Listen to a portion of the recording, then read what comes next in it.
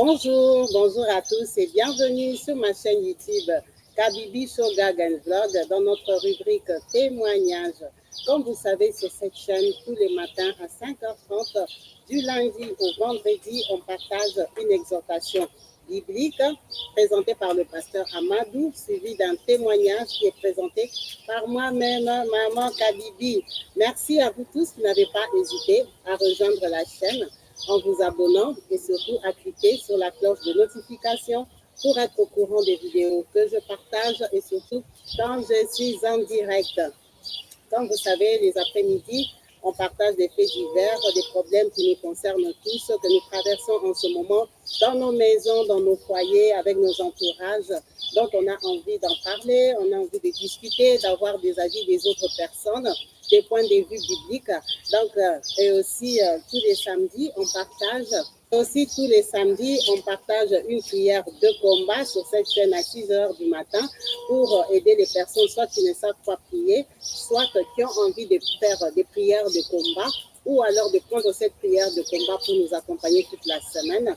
Nous les partageons qui sont aussi présentés par le pasteur Amadou. Alors pour tout cela, n'hésitez pas à me contacter sur le 0033 6 29 57 24 87 qui est le numéro de la chaîne sur WhatsApp pour me laisser votre témoignage, votre histoire de vie qui peut nous fortifier dans la foi chrétienne. Merci à vous tous qui n'avez pas hésité à rejoindre la chaîne en vous abonnant, en cliquant sur la cloche de notification pour être au courant des vidéos que je partage, surtout quand je suis en direct. Merci à vous tous qui likez les vidéos, très important. À vous aussi qui commentez, qui laissez des versets bibliques, des mots d'amour aux personnes qui nous partagent leur vie, leurs expériences avec Jésus. En tout cas, merci à vous tous qui participez d'une façon ou d'une autre. Nous sommes tous là pour la gloire de Dieu et nous partageons sa grandeur et sa puissance. Donc, aujourd'hui, nous allons parler de ces témoignages. Nous allons partager encore la grandeur de notre Dieu dans la vie de notre sœur. Mais avant cela, on va laisser la place au pasteur Amadou qui va nous exhorter avec la parole de Dieu qui lui a mis à cœur. Et après, moi, je vous rejoins pour le témoignage. Merci à vous tous. Paix et grâce sur toi, au nom puissant de Jésus, Maman Kabibi. Paix et grâce sur ta famille. Paix et grâce sur tous ceux-là qui nous écoutent. Au nom de Jésus, paix et grâce sur cette team merveilleuse, cette team remplie de personnes au bon cœur, cette team qui ne cesse d'être au rendez-vous, cette team que Dieu aime et sur qui Dieu répand pleinement sa grâce et pleinement sa bénédiction. Cette team qui est encore connectée en ce début de semaine et qui attend vivre le miracle de toi, Père. Je la présente devant toi et je prie, Père, que ton cœur soit incliné en sa faveur. Je prie que tes yeux soient constamment sur cette team et que ce début de semaine soit un début de semaine merveilleux et que cette team vive des choses grandes, Père éternel. Rends témoignage de ce ministère que nous rendons chaque matin. Rends témoignage de cette chaîne, Père éternel. Rends témoignage que c'est toi qui as donné cette vision à ta fille, à ta servante, Maman Kabibi. Rends témoignage, éternel, mon Dieu, que nous sommes sur cette plateforme pour bénir, pour faire du bien. Rends témoignage, éternel, mon Dieu, que toute semence qui sort de ces personnes, tu les multiplieras, Père éternel. Rends témoignage en accomplissant des choses grandes, en opérant des miracles, Seigneur, en visitant chacun, en supprenant, Père éternel, chacun au nom de Jésus. Nous te bénissons et nous sommes ravis de vous revoir encore ce matin, de vous écouter ce matin, de lire vos témoignages et nous les recevons sans cesse et nous vous remercions pour ces encouragements, nous vous remercions pour ces motivations, nous vous remercions aussi pour vos prières parce que nous croyons que vous priez pour nous. Nous vous remercions pour votre présence parce qu'elle est aussi importante et vitale pour cette chaîne. Nous vous remercions encore pour vos dons. Nous vous remercions pour votre soutien financier, matériel.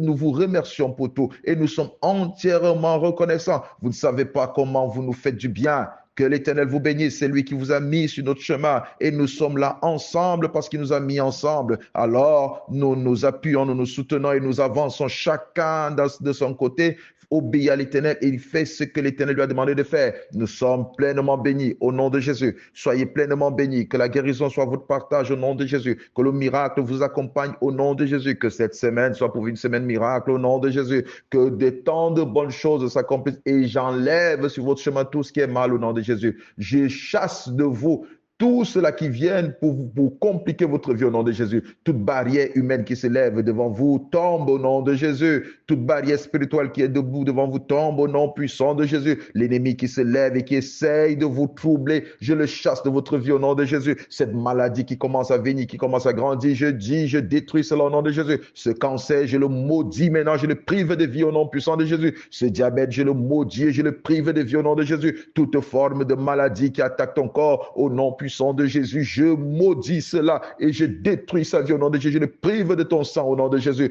Toute situation qui arrive dans ta vie aussi compliquée, j'ordonne qu'elle soit repoussée au nom de Jésus. Toute tempête qui se lève devant toi au nom de Jésus, j'ordonne qu'elle se taise afin que cette semaine tu puisses jouir du bonheur, et toute forme de tristesse qui se dirige vers toi, je l'arrête au nom de Jésus et je déclare que ta semaine est prospère au nom de Jésus. Je déclare que ta semaine est bénie au nom de Jésus. Je déclare que ta semaine est remplie de surprises au nom de Jésus. Je déclare que ta semaine est remplie de paix au nom de Jésus, parce que toutes les bonnes choses que l'Éternel a mis en réserve sont à toi au nom puissant de Jésus. Ta vie de prière est restaurée au nom de Jésus. Je ne connais pas comment tu as passé ta fin de semaine, mais je crois que tu l'as passé d'une façon merveilleuse et selon la volonté de Dieu. Peu importe comment tu t'es levé ce matin, peu importe comment tu as dormi hier, mais je suis en train de t'annoncer que cette semaine qui s'annonce très belle et très bonne pour toi, tu la reçois au nom puissant de Jésus et s'accomplit. Tu la reçois au nom puissant de Jésus et s'accomplit, parce que je vois le miracle sur ton chemin.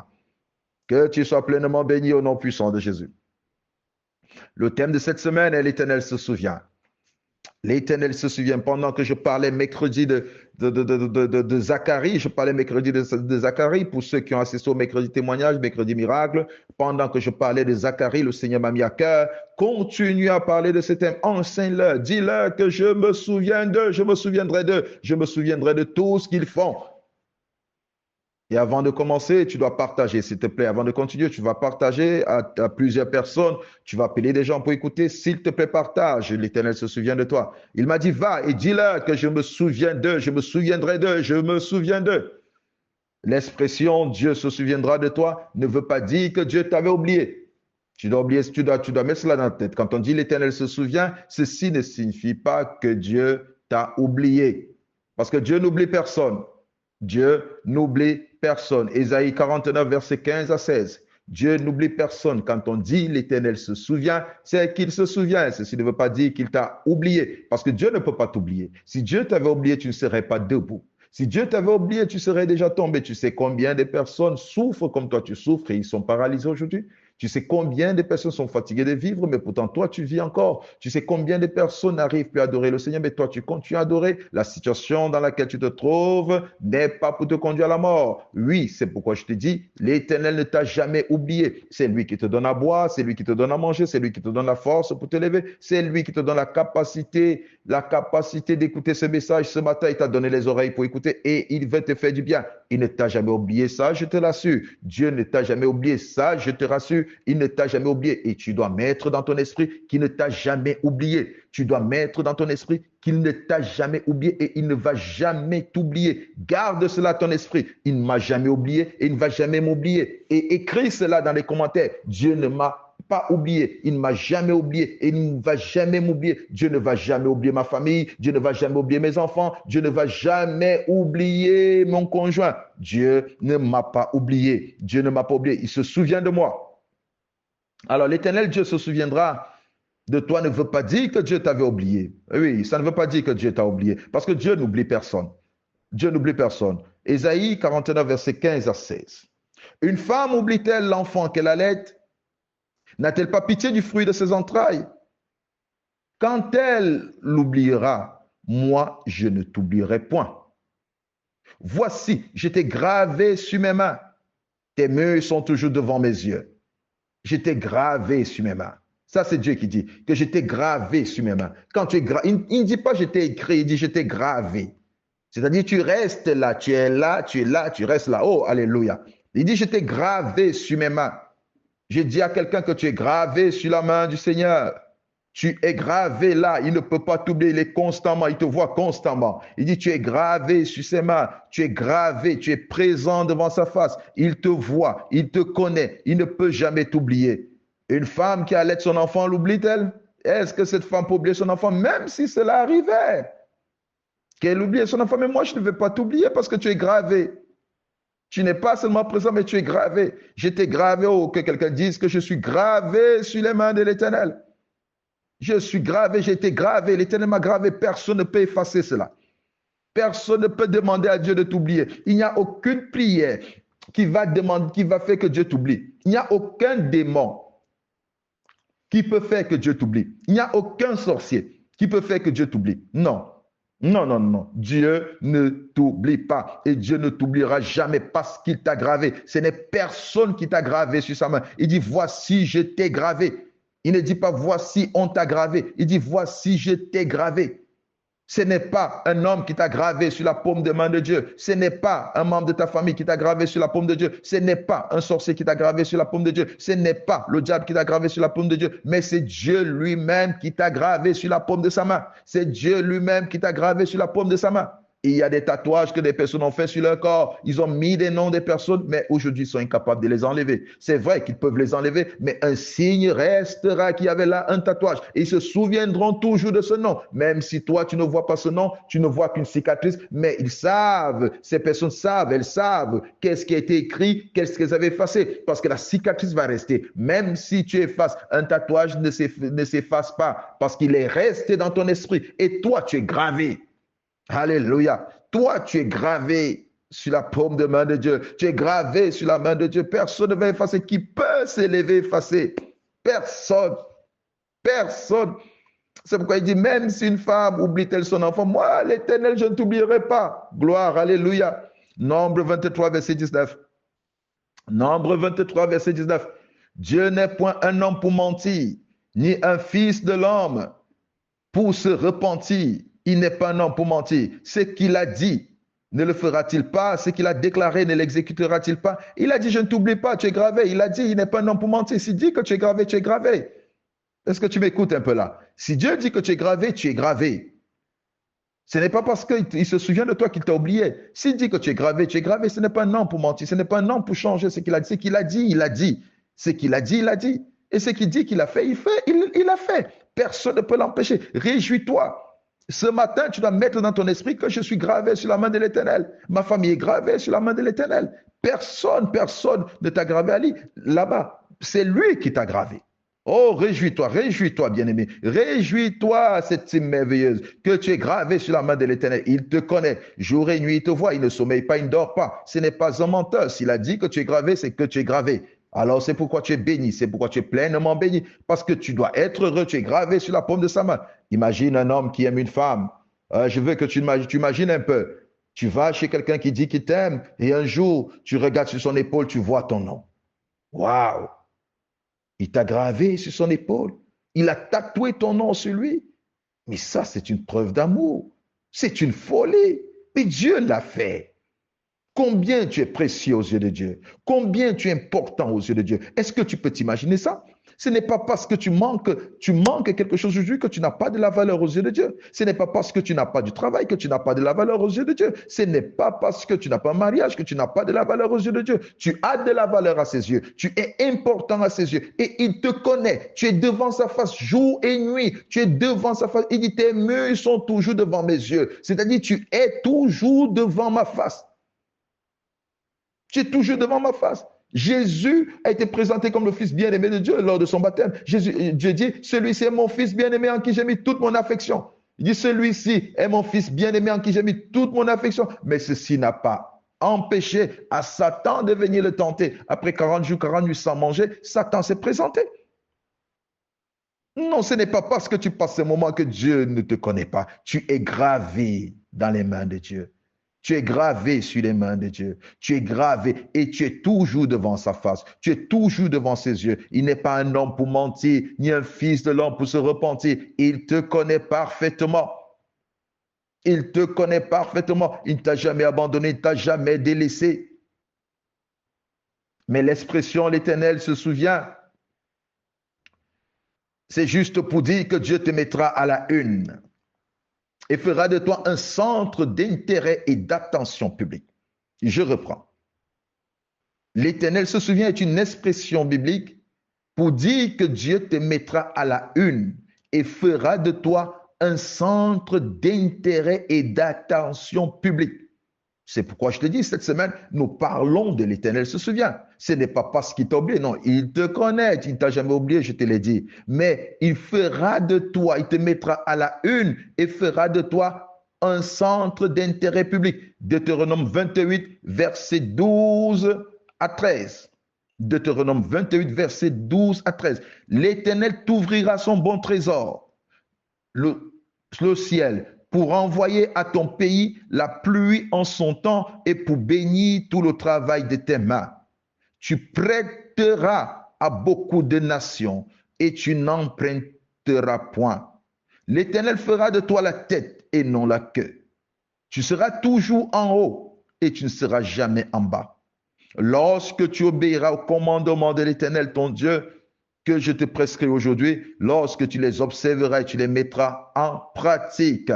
Oh, je me plais à dire que pour que l'Éternel se souvienne de toi, il faudrait qu'il t'ouvre son bon trésor. Quand tu dis Éternel, souviens-toi de moi, c'est que tu veux qu'il t'ouvre le trésor du ciel. Tu veux qu'il ouvre le ciel sur toi.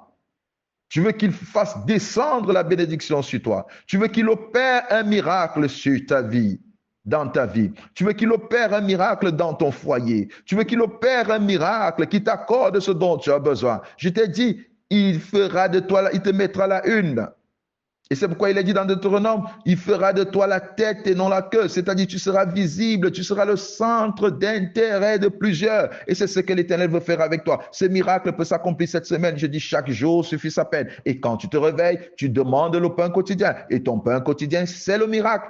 Que ceux qui m'écoutent, tu dois demander ton pain quotidien. Donne-nous chaque jour notre pain quotidien. Accorde-nous encore un miracle aujourd'hui. Je dors, je me réveille, je dis Seigneur, j'attends un miracle. Je dors, je me réveille, je dis Seigneur, souviens-toi de moi. Je dors, je me réveille, je dis Seigneur, souviens-toi de moi. Et dans mon esprit, quand je demande au Seigneur de se souvenir de moi, c'est qu'il me mette à la une et qu'il fasse de moi le centre d'intérêt et d'attention publique. Ce n'est pas un péché, ce n'est pas de l'orgueil, c'est ce que l'Éternel se plaît à faire. Ainsi, l'Éternel ouvre sur moi son bon trésor du ciel. Il envoie sa bénédiction en abondance. Il envoie sur moi son miracle et il fait de moi la tête et non la queue. Il me met en haut, il ne me met jamais en bas. Et des gens seront étonnés de me voir toujours en haut. Ils se poseront la question de savoir qu'est-ce que j'ai donné. C'est parce que j'ai compris qu'il faut que l'Éternel se souvienne de moi. Ouais, quand l'Éternel se souvient de toi, tu es merveilleux. Il dit à Abraham, Genèse chapitre 12, verset 3. Il dit à Abraham, je bénirai ceux qui te béniront et je maudirai ceux qui te maudiront. Et toutes les familles de la terre seront bénies en toi. Waouh! Abraham est devenu le centre d'intérêt. Abraham est devenu le centre d'intérêt. Ça, c'est merveilleux. Il est devenu le centre d'intérêt de plusieurs. C'est-à-dire, personne ne peut le maudire parce que Abraham est un instrument de bénédiction. Si tu bénis Abraham, tu es béni. Si tu maudis Abraham, tu es maudit. Et c'est ainsi que l'Éternel, quand il se souvient de toi, c'est ce qu'il veut faire de toi. Il veut faire de toi le centre d'intérêt de plusieurs, le centre d'intérêt de ta famille, le centre d'intérêt de ta nation, le centre d'intérêt des hommes. Et même tes ennemis vont dépendre de toi. Ça, c'est vrai. Ceux qui t'insultaient vont dépendre de toi. Ceux-là qui te rejetaient vont dépendre de toi. Ceux-là qui te maudissaient vont dépendre de toi pour être bénis. Ceux-là qui t'ont insulté, qui t'ont maudit, vont dépendre de toi pour être bénis. Je dis qu'ils vont dépendre de toi pour être bénis. Et ils sauront cela. Ils sauront cela parce que dans leurs songes, dans leurs rêves, ils verront Dieu leur dire, va là-bas. Ta bénédiction dépend de cet homme. Tu deviens le centre d'intérêt. Ça, c'est merveilleux. Et c'est Dieu qui peut le faire. C'est pourquoi quand tu dis l'Éternel se souvient de moi, qu'il se souvienne. Psaume 72, verset 17. Psaume 72, verset 17. Son nom subsistera toujours, aussi longtemps que le soleil. Non, nous reprenons Psaume 72, verset 17. Son nom subsistera toujours aussi longtemps que le soleil. Son nom se perpétuera. Par lui, on se bénira mutuellement et toutes les nations le diront heureux. Oui, c'est possible. Ça, c'est un psaume messianique. Il s'agit de Jésus. C'est ce que Dieu est capable de faire. Je le lis parce que je veux te dire que Dieu est capable de le faire. Dieu est capable de faire subsister ton nom. Quand on entend parler de toi, on voit une bénédiction. Quand on entend parler de toi, on est heureux. Quand on entend parler de toi, on se sent béni. Et l'Éternel le fait. Et c'est pourquoi tu dois dire, souviens-toi de moi. Souviens-toi de moi, tu deviens le centre d'intérêt de plusieurs. Oh, ça c'est merveilleux. Oh, Père, souviens-toi de moi. Souviens-toi de celui qui écoute maintenant. Souviens-toi de celui qui écoute maintenant, Papa. Souviens-toi de celui qui partage ses messages. Souviens-toi de celui qui apporte son soutien à cette chaîne. Souviens-toi de celui qui apporte son soutien à ses ministères. Souviens-toi de chacun, Père éternel. Souviens-toi de celui qui crie à toi. Souviens-toi de celui qui s'abandonne entre tes mains. Souviens-toi de celui qui a des regards tournés vers toi comme tu t'es souvenu de Zacharie. Souviens-toi de quelqu'un. Souviens-toi d'une personne ce matin, Père. Souviens-toi d'une personne que cette semaine soit une semaine de souvenirs. Et chaque fois que tu sors de ta maison, tu dois commencer à dire au-dedans de toi, Seigneur, je sors, souviens-toi de moi, s'il te plaît. Quand tu es dans le métro, tu es dans le bus, tu es dans le taxi, dis, souviens-toi de moi. Si tu marches à pied, dis, Seigneur, souviens-toi de moi. Tu as compris que ce n'est pas parce que le Seigneur t'oublie, parce qu'il ne t'oublie pas. Tu es gravé dans sa paume de main et tu dois dire, souviens-toi de moi. C'est que tu veux être la tête et non la queue. Tu es fatigué de suivre les gens. Les gens aussi doivent te suivre. Tu es fatigué d'être derrière les gens aussi doivent être derrière toi. Tu es fatigué de dépendre des gens aussi doivent dépendre de toi. Il y a un temps pour chaque chose. Il y a un temps où tu dépends des gens, il y a un temps où des gens doivent dépendre de toi. Il y a un temps pour suivre des gens, il y a un temps où des gens doivent te suivre. Oui, il y a un temps pour chaque chose. Et ce temps, c'est maintenant. Ton temps est arrivé, le temps de changement de position. Un temps où tu dois te positionner. Tu as assisté au mariage de plusieurs personnes. Tu as fait des cadeaux à plusieurs personnes qui sont mariées. Le temps est venu où des gens doivent assister à ton mariage, où des gens doivent aussi t'apporter des cadeaux. Ce temps est arrivé où tu as honoré des gens et où des gens doivent t'honorer. Il y a un temps pour chaque chose. Ce temps est arrivé aussi où tu as écouté des témoignages que Dieu a fait dans la vie des autres, où toi aussi tu dois rendre témoignage. Ce temps est arrivé. Ce temps est arrivé où on a béni des gens et où toi aussi tu dois être béni. Ce temps est arrivé et ce temps c'est maintenant. Ce temps c'est maintenant. Alors tu dois croire, peu importe ta condition, peu importe la situation de ta vie, tu es dans cette situation parce que Dieu veut se souvenir de toi. Tu es dans cette situation parce que Dieu veut t'honorer. Tu es dans cette situation parce que Dieu veut que tu sois le centre d'intérêt de tout le monde. Tout le monde, quand on te voit, on sait que non, cette personne souffre, cette personne a des problèmes, ta famille en parle, tu vas te marier quand, ton âge est avancé, comment tu vas te marier quand, tu as un bon travail, tu as de l'argent, quand est-ce que tu vas te marier? J'ai dit le temps est arrivé. J'ai dit le temps est arrivé. Et le temps, c'est maintenant. Le temps, c'est maintenant. Le temps, c'est maintenant. Jean chapitre 12, verset 9. Jean chapitre 12, verset 9. Quand l'Éternel se souvient de toi, tout le monde parle de ce que Dieu a fait pour toi. Et ils parleront, je te dis, ils parleront de ce que Dieu a fait pour toi. Ils parleront de ce que Dieu a fait pour toi. Jean chapitre 12, verset 9. Une grande multitude de Juifs apprit que Jésus était à Béthanie. Et ils y vinrent, non pas seulement à cause de Jésus, mais aussi pour voir Lazare qu'il avait ressuscité des morts. Waouh! C'est-à-dire, des gens sont venus pas seulement pour voir Jésus, mais pour voir Lazare. Lazare devait le centre d'intérêt, ce pauvre Lazare. J'essaie d'imaginer, Lazare était dans sa maison avec Marie. La seule personne qui allait là-bas était Jésus. Parce que Lazare n'avait rien à donner. Lazare n'avait rien à donner. Lazare ne pouvait rien donner. Mais un jour, Lazare est tombé malade. Cette maladie a duré, tu connais l'histoire. Ils ont appelé Jésus, Jésus n'est pas venu. Et c'est pourquoi je dis souvent, quand tu es dans une situation et que la solution ne vient pas, arrête de te plaindre. Arrête de te décourager. Ne te dis pas que Dieu t'a oublié. Dieu utilise chaque situation. Il utilise chaque situation pour sa gloire et pour ta gloire. Ça, je le sais. Quand tu passes dans des moments difficiles, tu passes dans des moments compliqués, c'est que Dieu veut que des gens essayent de voir comme de penser qu'il t'a oublié. Et quand Dieu revient à la charge, tout le monde va se réveiller et dire, waouh, ça c'est Dieu. Tout le monde dira, quel est ton secret? Comment ça s'est passé? Comment tu es arrivé là? Oh, tu diras, c'est l'Éternel. Tu diras, c'est l'Éternel. Et c'est comme ça que des choses se passent avec Dieu. Mais beaucoup de personnes qui se retrouvent dans des moments difficiles, elles commencent à se plaindre. Elles commencent à se lamenter.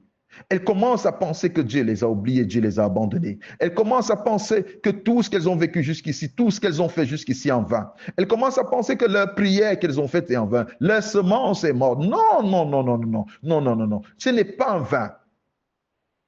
Lazare était malade. On envoie dire à Jésus, celui que tu aimes est malade. Jésus n'est pas venu. Jésus n'a fait aucune prière. Jésus a laissé Lazare malade. Jésus a laissé Lazare souffrir dans la maladie. Il a laissé Lazare mourir. Au lieu qu'il arrive après la mort de Lazare, non, il arrive après qu'on a enterré Lazare pendant 4 jours déjà. Qu'est-ce qu'il vient faire après 4 jours? Qu'est-ce qu'il vient faire? Oh, ma situation a trop duré. Des années sont en train de passer. Je ne vois pas le résultat. J'écoute des prédications. On dit le miracle, on dit le miracle. Mais jusqu'à quand ce miracle va arriver? Tu te poses la même question. Il n'est jamais trop tard devant le Seigneur. Il n'est jamais trop tard devant le Seigneur. Tu ne peux pas t'arrêter et dire il est tard. Tu n'es jamais trop tard. Plus ta situation dure, tu dois savoir plus tu seras à la une. Le nombre de temps que ta situation fait est le nombre de personnes que des gens qui parleront de toi. Il y a une multitude qui parlera de toi. Il y a une multitude qui rendra témoignage de toi. Il y a une multitude qui rendra témoignage de Dieu parce que tu as appelé à être à la une. Tu as beaucoup de gens qui doivent dépendre de toi parce que le Seigneur veut. Il a préparé des gens qui doivent dépendre de toi. Il y a des gens qui dépendent de toi. Il y a des gens qui doivent manger sur la paume de ta main. Il y a des gens que tu dois nourrir. Il y a des gens que tu dois soutenir. Alors tu passes ces moments difficiles parce que le Seigneur te prépare aux grandes choses. Et le Seigneur savait. Il voulait faire de Lazare la star. Oui, il voulait faire de Lazare la tête. Il voulait faire de Lazare le centre d'intérêt. Imagine, on dit une grande multitude de Juifs apprit que Jésus était à Béthanie. Ils y vinrent, non pas seulement à cause de Jésus, non, mais pour voir Lazare. C'est-à-dire, ils ont quitté le chez eux pour venir voir Lazare. S'il n'y avait pas de mort, de résurrection, Lazare ne serait rien. Et Lazare n'était rien avant ça. Et je crois que des gens, des Juifs ont une bonne manière de vivre. Des gens qui venaient voir Lazare, ils apportaient des biens. Mais avant là, il y avait de la douleur, il y avait les larmes. La douleur de Lazare dans la maladie.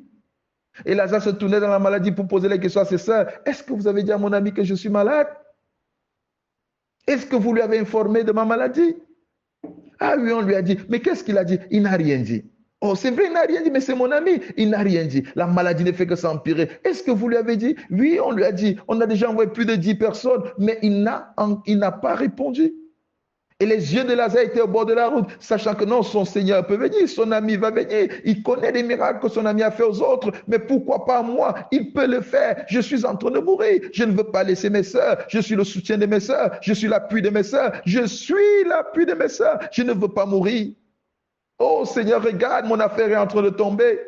Seigneur, est-ce que tu ne vois pas? Mon business est en train de tomber. C'est moi la tête de la famille. C'est moi qui soutiens la famille. C'est moi qui apporte ceci à la famille. Seigneur, nous sommes en train de chuter. Seigneur, tu ne vois pas? C'est moi qui paye le loyer de celui-ci. C'est moi qui paye les études de celui-ci. C'est moi qui soutiens celui-ci. Seigneur, est-ce que tu ne vois pas? Seigneur, s'il te plaît. Je suis l'aîné de la famille, je ne suis pas marié. Seigneur, est-ce que tu ne vois pas? Qu'est-ce qu'on dira? Tu m'as donné un bon travail, tu m'as donné un bon salaire, mais je n'ai pas de mari. Seigneur, tu m'as donné un bon corps, mais je n'ai pas de mari. Seigneur, tu ne m'as pas donné une femme. Seigneur, pourquoi? Seigneur, pourquoi? Abraham aussi l'a dit, je vais mourir sans enfant. Seigneur, qu'est-ce que tu me donneras? Oh, l'Éternel se souvient. L'Éternel se souvient. L'objectif, c'est faire de toi la tête. C'est faire de toi cette étoile que tout le monde regardera. De se faire de toi un sujet d'inspiration. Des gens vont s'inspirer de toi. À cause de toi, des gens vont donner gloire au Seigneur. À cause de ce que l'Éternel va faire dans ta vie. Je te dis, c'est un miracle. À cause de ce que l'Éternel va faire dans ta vie. À cause de ce que l'Éternel fera dans ta vie. Des gens en parleront. Une grande multitude de Juifs a prié. Oh, pourtant Lazare a passé des moments difficiles. Ses sœurs aussi ont passé des moments d'inquiétude. Elles regardaient, Jésus ne venait pas. Celui qui mangeait dans leur maison, celui qui disait qu'il aimait Lazare, il ne vient pas. Et les yeux de ses sœurs étaient là. Regardez, regardez. Il y avait aussi d'autres personnes qui se moquaient. À quand? Et c'est comme ça que nous sommes là, nous regardons, cherchant à voir quand est-ce que Jésus apparaîtra dans ta vie, quand est-ce que ton miracle viendra, mais il viendra parce que nous y croyons. Cette sœur était là, regardant, mais Jésus ne venait pas. Elles attendaient Jésus, mais Jésus ne venait pas. Elles espéraient en Jésus, Jésus ne venait pas. Lazare est mort. Elles se sont dit, bon, il est habitué à ressusciter des morts, il peut venir aussi ressusciter, Jésus n'est pas venu. Ils ont enterré Lazare. Leur espoir, l'espoir de la famille est parti. Tu as un espoir qui est en train de s'envoler. Tu comptais sur ce travail qui est en train de disparaître. Tu comptais sur cet argent qui est en train de disparaître. Tu comptais sur cette relation qui est en train de disparaître. Un espoir est en train de disparaître. Tu es en train de perdre l'espoir, tu es en train de perdre tes forces parce que tu as attendu longtemps. Tu n'as pas été visité par Dieu. Tu as attendu longtemps. Tu n'as pas vécu ton miracle. Mais je suis en train de te dire qu'il se souvient de toi. Il se souvient. Et quand Jésus est arrivé, la résurrection était certaine. La mort n'a pas eu de dessus sur Lazare. La terre n'a pas su retenir Lazare. La mort n'a pas eu d'impact sur Lazare. Je suis là pour te dire, cette situation n'a pas le dessus sur toi. Cette situation n'a pas le dessus sur toi. Ce problème n'a pas le dessus sur toi. Cette difficulté n'a pas le dessus sur toi. Cet âge n'a pas le dessus sur toi. Cette heure n'a pas le dessus sur toi. Je ne sais pas qu'est-ce que tu es en train de passer, mais je dis, ces personnes qui te combattent n'ont pas le dessus sur toi. La mort n'a pas eu le dessus sur Lazare. Et quand Jésus est venu, il a ordonné à la mort de libérer Lazare. Il a ordonné à la mort de libérer Lazare. Et la mort s'est soumise à Jésus. Ah, que toutes les puissances des ténèbres se soumettent à toi. Parce que l'Éternel se souvient que toutes les puissances des ténèbres se soumettent à toi au nom de Jésus. Que toutes les puissances des ténèbres se soumettent à toi au nom puissant de Jésus. Que tout homme se soumet à toi au nom de Jésus. Que toute force se soumette à toi au nom de Jésus. Je dis que toute force se soumette à toi au nom de Jésus. Et quand la mort s'est soumise, Lazare a été libéré. Et Lazare est devenu le centre d'intérêt de tout le monde. Des gens sont venus les voir. Et je suis en train de voir Marthe et Marie assises. Observez comment Lazare est en train de rendre témoignage. Il dit, j'étais mort, le Seigneur m'a ressuscité, alléluia. Je suis vivant et tout le monde essaie de le toucher. Est-ce que c'est vrai que tu as passé 4 jours dans le tombeau? Il dit, j'ai passé 4 jours. Et les sœurs de Lazare, Marie et Marthe, étaient en train de raconter l'histoire. Oh, ta famille va raconter ton histoire. Oui, nous l'avons vu dans l'humiliation, alléluia. Nous l'avons vu dans la souffrance, nous l'avons vu dans l'abaissement, nous l'avons vu dans la honte et nous nous posions la question de savoir quand est-ce que son Dieu va agir. Nous avons eu dans le célibat pendant des années, nous nous sommes mariés avant, mais nous nous posions la question de savoir notre sœur, que va-t-elle devenir? Notre frère, que va-t-il devenir? Mais quand le miracle devient, le Seigneur se souvient de toi. Je suis en train de te dire, ce sont les mêmes personnes qui rendront témoignage. Nous l'avons vu dans la souffrance, nous l'avons vu dans l'humiliation, nous avons écouté des personnes l'insulter. Mais aujourd'hui, nous voyons cette personne glorifiée, nous voyons cette personne élevée. Nous ne pouvons que dire alléluia, nous ne pouvons que glorifier le Seigneur parce que nous y croyons. Le Seigneur est vivant, il est tout puissant, il est ressuscité et il s'est fait du bien. Il s'est souvenu de moi. Oui, il s'est souvenu de toi. Et il se souviendra encore de toi. Et Marie dit, tu as vu la bassesse de ta servante, tu t'es souvenu d'elle. Qui pouvait parler de Marie avant que ces miracles ne s'accomplissent? L'Éternel l'a visité et a mis en elle un enfant miracle, le sauveur de l'humanité. Et Marie est devenue le centre d'intérêt de tous. Marie dit, toutes les nations me diront bienheureuse. Toutes les nations. Elle dit, toutes les nations me diront bienheureuse. Elle se plaît à ça. Elle est devenue la mère d'un sauveur. Quand elle arrive chez sa tante Élisabeth dit, qu'est-ce que je suis pour que la mère de mon Seigneur vienne jusqu'à moi? Waouh, c'est sa tante. Mais elle est habituée à la recevoir, mais cette fois-ci, quand elle la reçoit d'une façon extraordinaire, d'une façon honorable, parce qu'elle reconnaît que ce n'est pas n'importe qui s'est approché. Elle reconnaît que ce n'est pas n'importe qui est venu à elle. Ce n'est plus sa nièce. Ce n'est plus sa nièce. Nous allons lire, s'il vous plaît. Luc chapitre 1. Luc chapitre 1, à partir du verset 40.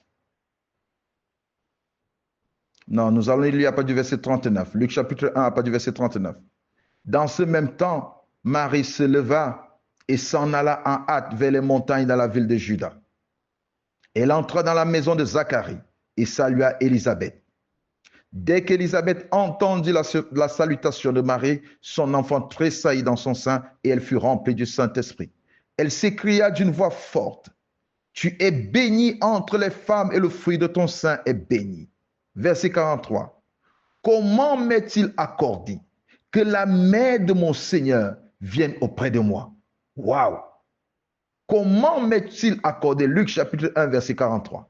Comment m'est-il accordé que la mère de mon Seigneur vienne auprès de moi? Oh, quand Dieu décide de faire de toi le centre d'attention, quand Dieu décide de faire de toi la tête, quand Dieu décide de t'élever au milieu de ceux-là qui te connaissaient, c'est la nièce d'Élisabeth.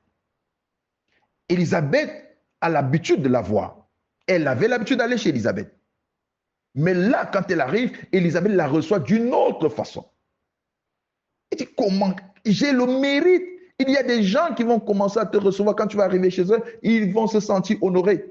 Oui, je te le dis. Ils vont se sentir honorés. Ces gens qui crachaient sur toi, ces gens qui te critiquaient, même ta salutation sera importante. Je te l'annonce au nom de Jésus. Il y a des personnes qui vont chercher ne serait-ce que ta salutation. Il y a des personnes qui vont chercher ne serait-ce que ton bonjour. Il y a des personnes qui vont t'obliger à venir manger chez eux. Ils vont chercher à te recevoir dans leur maison. Pourtant, ces mêmes personnes n'avaient pas besoin de toi. Je te l'annonce au nom de Jésus et cela s'accomplit. Il y a des personnes qui t'ont rejeté qui vont courir vers toi. Parce que l'Éternel se souvient de toi. Quand il se souvient de toi, il te met à la tête. Il fait de toi le centre de tout.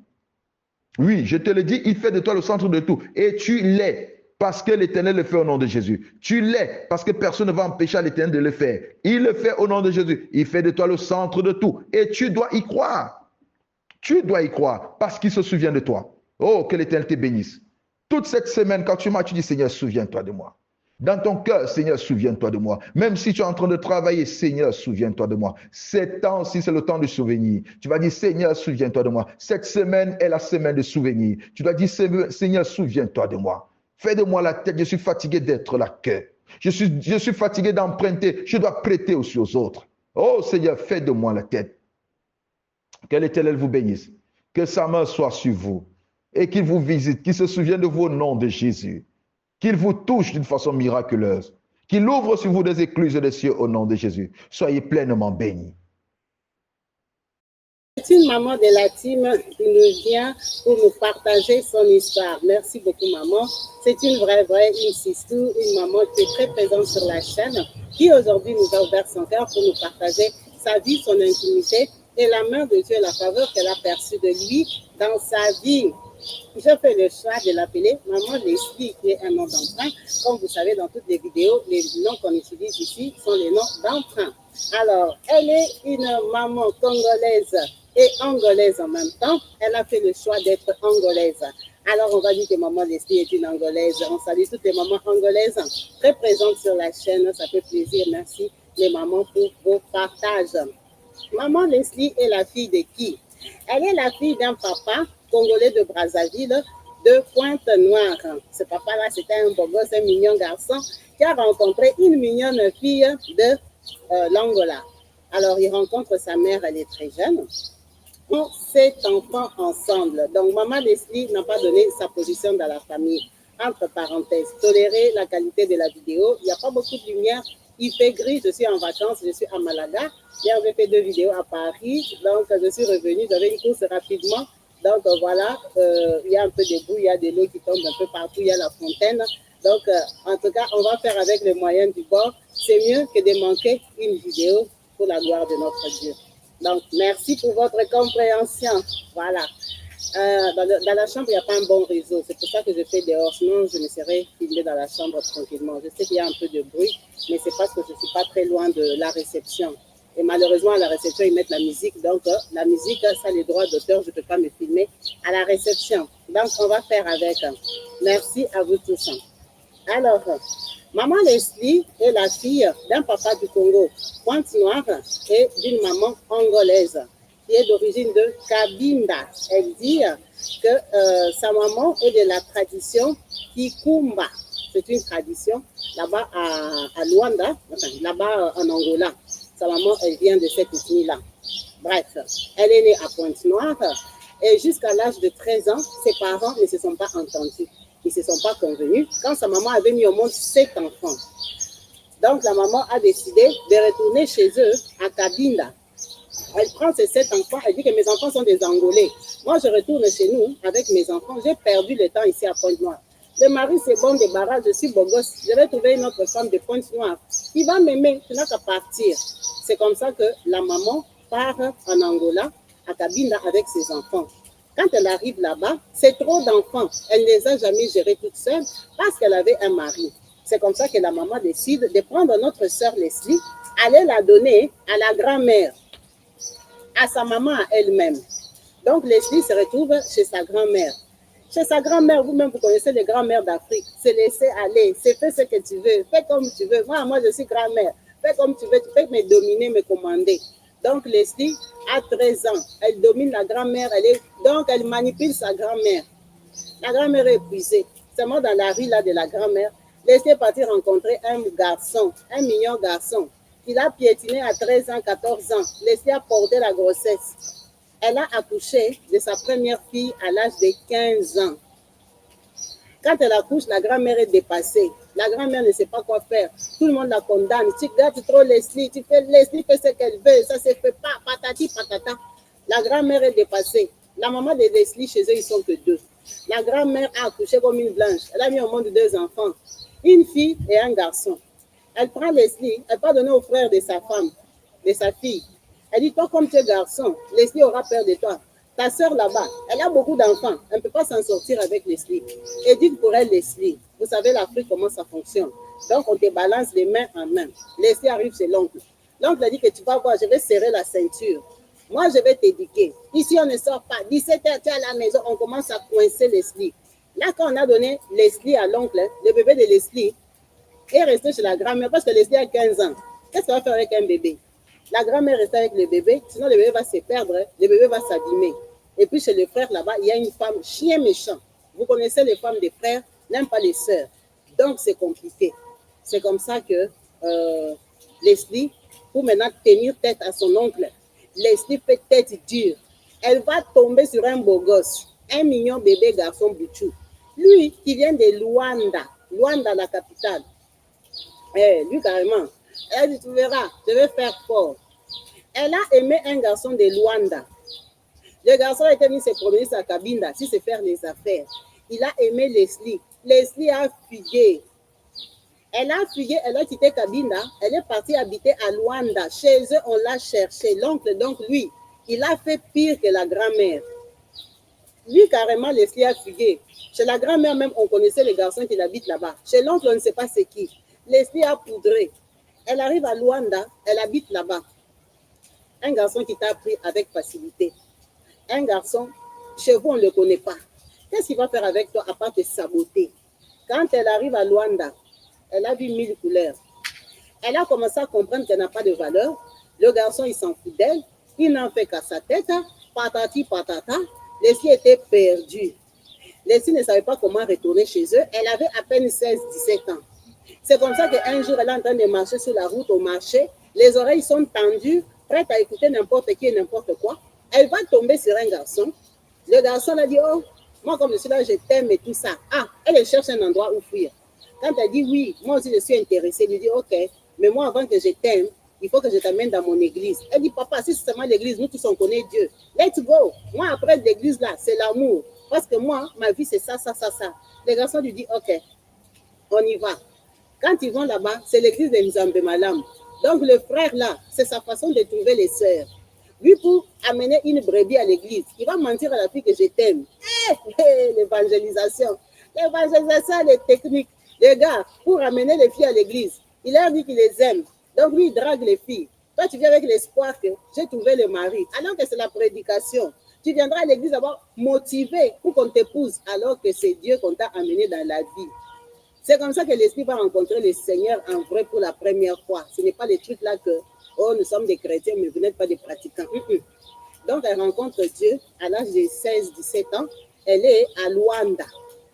Elle commence à fréquenter l'église là, quand elle comprend que le garçon, 2 mois après, il a ramené encore une autre fille. 1 mois après, il dit, yeah! C'est sa technique. Il n'y a rien de sérieux entre moi et lui. C'était l'évangélisation, mais quand même, elle a accroché, elle a aimé ça. Leslie ici n'a fait que 8 mois à Luanda. Ça a chauffé sur sa tête, ça a brûlé. Les garçons là, lui ont montré de toutes les couleurs. Elle s'est découragée. Leslie a décidé de rentrer chez eux parce que la souffrance était too much. Elle n'avait même pas 18 ans, elle n'avait pas étudié. Donc, Leslie est rentrée chez son oncle et demandé pardon. Qu'est-ce que tu vas faire? On va seulement taper, non? C'est l'Afrique. On va te chicoter. On va te taper, taper, taper, taper. Après, dans leur cœur, ils sont contents. C'est les enfants qui ne savent pas que quand tu reviens comme ça, les parents sont contents. Mais ils vont te chicoter.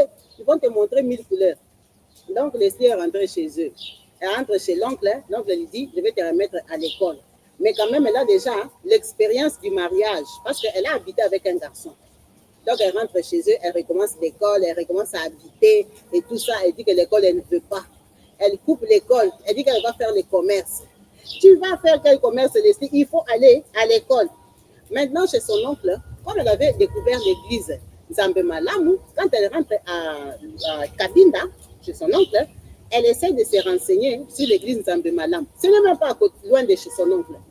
Leslie commence à aller à l'église Nzambe Malamu de Kabinda. Elle arrive là-bas, elle recommence à être sœur. Elle prie chez Nzambe Malamu. Elle vient trouver des gens qui... elle est chez Nzambe Malamu, elle vient trouver un autre mari. Quand elle trouve un copain, ce copain-là, c'est un Quinois. C'est un homme qui, lui, il habite à Kinshasa. Il a 2 femmes dans sa vie. Il cherche Leslie comme 3e. Leslie a déjà goûté, Leslie a accepté. Leslie a encore fui chez son oncle, elle a peut-être 18 ans. Leslie n'a pas encore habité 3e femme. Le monsieur l'a installée, Leslie est tombée enceinte. Leslie a porté la grossesse d'un bon tonton.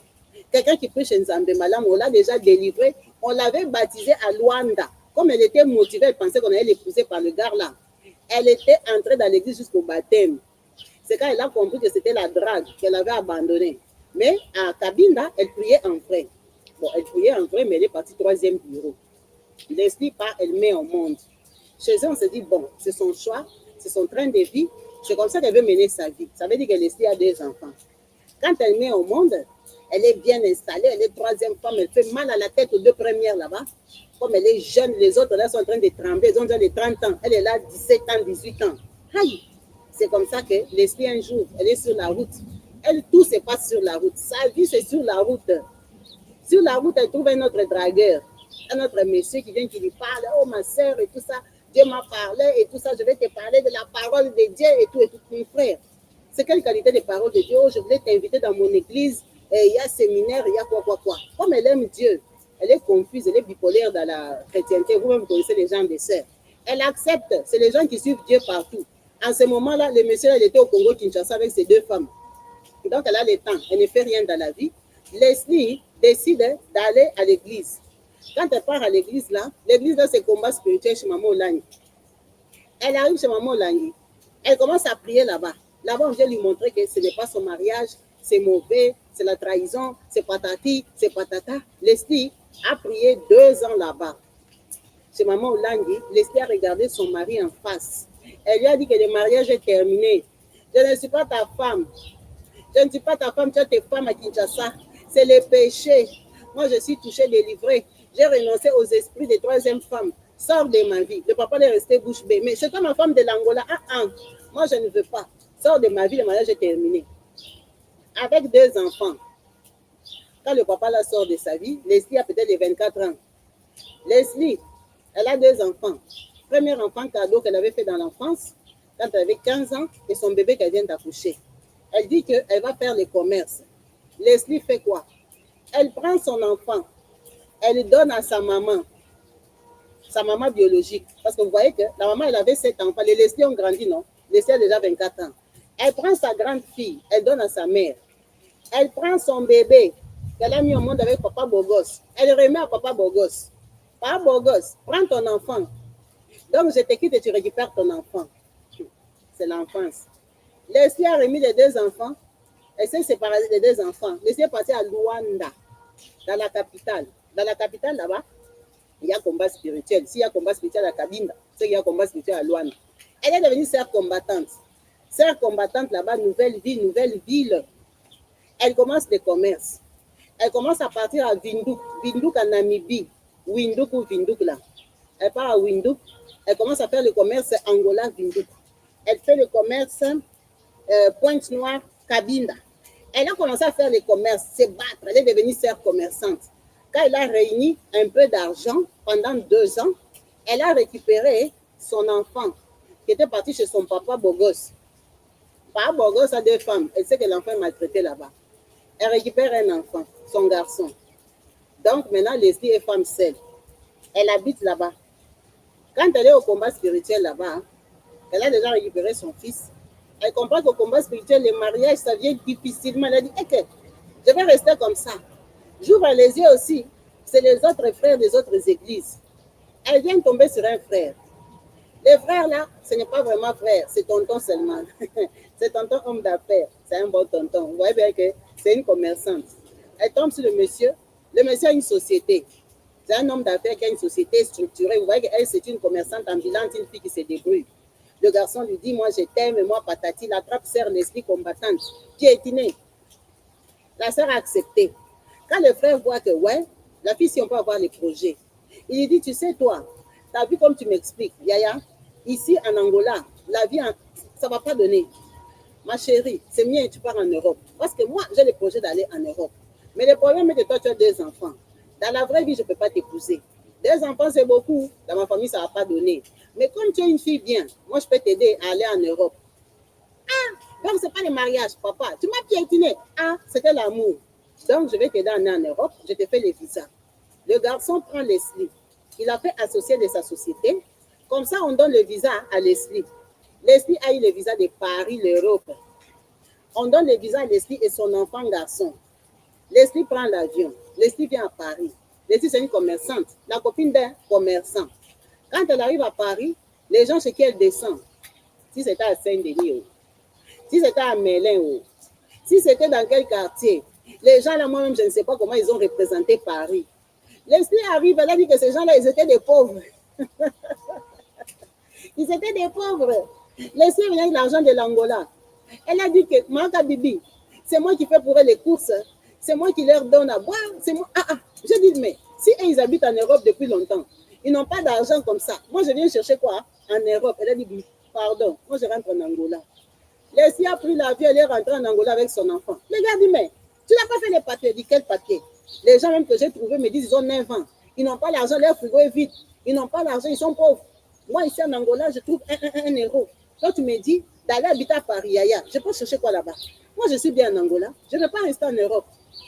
Le garçon lui a dit, mais moi, je viens d'avoir le visa de Londres. Moi, je pars pour toujours. Moi, je ne reviendrai plus. Moi, je pars en Angola. Moi, je croyais que je t'avais aidé, Leslie. Comment tu peux me faire ça? Leslie, tu es une fille bien. Laisse-moi t'aider dans la vie. Leslie, pars. En Angola, ici, la monnaie est en train de dévaluer. L'Angola sera difficile. Leslie, écoute-moi. Je suis un vrai homme d'affaires. Toi, tu es une petite marchande ambulante. Tu te débrouilles. Ce que tu fais, ce n'est pas les affaires. Yaya, comme tu es là, si tu t'en sors cette année ici, c'est parce que tu sors avec moi. Leslie part en Europe. Leslie a écouté les conseils. On lui a refait encore le visa de Paris. C'est comme ça que Leslie s'est retrouvée parisienne. Maintenant, quand elle vient, elle est dépassée. Elle n'aime pas la vie des gens chez qui elle était arrivée. Ces gens-là lui disent que va habiter en province comme tu n'aimes pas notre vie de Paris, ça bouge trop et comme si. Donc, Leslie part en province. Elle arrive en province. Leslie part faire la demande d'asile. On la met au foyer. Au foyer là-bas, elle voit position 0. Elle est devenue pauvre. Elle est devenue une fille de foyer. Maintenant, au foyer, elle a une copine. On peut l'appeler Magali. La copine de Leslie Magali lui dit qu'elle a un copain. Le copain là, il habite à Tours. Tours de Paris de France. Donc, le copain là a des amis. C'est mieux. Elle essaie de chercher un copain comme ici au foyer, il n'y a rien de bon. Son copain a un ami qui cherche une copine, elle peut la présenter. C'est comme ça que Leslie accepte. On prend Leslie, on présente au copain là. Leslie va voir les copains, elle dit qu'elle cause avec le copain au téléphone. Le copain lui dit qu'il n'a pas de papier, lui-même il est en situation difficile. Moi, je n'ai pas de papier, le copain n'a pas de papier. C'est difficile. Leslie regarde, gauche, droite. Elle part, elle voit le copain. Maintenant, on va faire comment? Leslie, le copain et elle, ils se sont entendus. Ils ont piétiné. Leslie a porté la grossesse. Quand Leslie porte la grossesse, elle accouche d'un 3e enfant. L'enfant là, c'est l'enfant d'un sans-papier. Leslie fait le système. Elle déclare l'enfant, Leslie a ses propres papiers. Quand elle a les propres papiers, les garçons là, ils comprennent que Leslie, c'est manche longue. Les garçons sont partis s'engager avec une autre fille. Donc Leslie a encore femme seule avec 2 enfants. Un enfant de l'Angola, un enfant d'un sans-papier ici. Leslie a son argent, les femmes seules. C'est comme ça que Leslie va chercher un autre copain. Ce copain-là, il a quoi ça? Il n'a pas de papier aussi. Un autre sans-papier. Mais à cette période-là, Leslie est dans un foyer. Dans un foyer de jeunes femmes, des femmes qui viennent d'accoucher. Donc, Le copain ne peut pas venir habiter avec elle. Elle a géré son copain. Leslie ici, je vais aller très vite, maman. Elle a habité peut-être dans 7 villes de France. À Tours, à Orléans, à je ne sais pas où, à je ne sais pas où. Elle a habité 7 villes. Toute l'Europe la connaît, tout Paris, toute la France la connaît, son dossier. Finalement, on est venu lui donner une maison. Quand on lui donne une maison, elle décide de faire venir sa fille, sa grande fille. Donc, Leslie a 3 enfants. Pendant ce temps-là, elle est découragée parce que le gars avec qui elle a fait le 2e enfant, c'était un Congolais. Elle dit non, c'est mieux que je rentre chez mes frères angolais. Donc, elle décide d'aimer un Angolais. On lui a présenté un Angolais. Cet Angolais-là, il n'a pas de papier. Elle décide de se mettre avec lui. Il commence à sortir. L'Angolais vient habiter chez Leslie. Elle piétine avec lui. L'Angolais veut aussi des papiers, donc elle doit accoucher. Parce que Leslie a la carte de 10 ans. Quand elle accouche, l'enfant, là, c'est en 2016. Notre Leslie, dont on parle, elle est de 1981. Donc, cette année, elle aura 44 ans. C'est encore une jeune femme. Donc, en 2016, elle met au monde pour l'Angolais. Vous savez que Leslie a 4 enfants. Maintenant, l'Angolais, quand ils habitent, 2017, 2018, 2019, il n'y a plus de grossesse. Elle a commencé à marcher chez les médecins. Les médecins que, ces ovules ont fait je ne sais pas quoi. On l'a découverte diabète, on l'a découverte tension, on l'a découverte fibrome, toutes les maladies du monde. Vous-même calculez, en 2019, une fille de 1981, elle n'a que 38 ans. Toutes les maladies que je vous dis là, à 38 ans, diabète, tension, fibrome, ça vient d'où? Elle a compris que quand Dieu l'avait fait passer au combat spirituel, ce n'était pas pour rien. C'était pour apprendre à prier. Elle a dit, ce n'est pas possible. Le garçon ici, angolais, sans papier, m'a accepté. Avec mes 3 enfants, j'ai mis au monde un 4e. Le garçon a la bonne volonté de m'épouser, a la bonne volonté de rester. Le garçon, dans sa vie, il n'a pas d'enfant. Il n'a que l'enfant que j'ai mis au monde pour lui. Il veut créer la famille, construire la famille. Sa grande fille qu'elle avait mis au monde quand elle était jeune fille à 15 ans, elle a déjà grandi. Sa fille est partie de la maison. Donc, à la maison, elle n'avait que 2 enfants. Donc, c'est un gars avec qui elle peut construire la vie. Comment, quand elle trouve le vrai mariage, on vient lui diagnostiquer toutes les maladies là? Leslie a dit jamais, jamais, jamais. Ici, c'est le moment de pratiquer ce que j'avais appris. Parce que dans la vie, il y a des endroits où on ne passe pas pour rien. La vie, c'est une école personnelle aussi, que Dieu aussi nous donne pour que quand tu auras le problème, tu saches te réveiller. Leslie s'est réveillée dans la prière. Commence à prier, prier, prier. 2018, 2019, attaque. Prier 2020. Leslie est tombée enceinte en 2021, après coronavirus. Quand elle tombe enceinte, même le docteur est étonné parce que Leslie, les diagnostics, il n'y avait plus moyen de mettre au monde. Le garçon lui avait dit que lui, il ne peut pas avoir un seul enfant dans sa vie. Il est jeune. Comment il aurait un enfant? Lui, il l'aime, mais il veut construire sa vie avec elle, mais il faut qu'elle mette au monde les enfants. Donc, c'est comme si tu as trouvé finalement l'homme de ta vie, un jeune homme. Elle dit, Kabibi, toi, tu crois qu'avoir 3 enfants, 3 yaya, hein? La vie que je t'ai racontée ici, tu tombes sur un garçon qui n'a pas de femme, qui n'a pas d'enfant. Il t'a choisi, toi, avec tes 3 enfants. Il veut faire la vie avec toi. Maintenant, tu mets au monde un enfant, tu ne mets plus au monde. Ça, c'est quoi? Quand tu t'es baladé la vie en l'air, tu mettais au monde facilement. Maintenant que tu as l'homme qui veut te faire madame mon épouse, le corps a bloqué.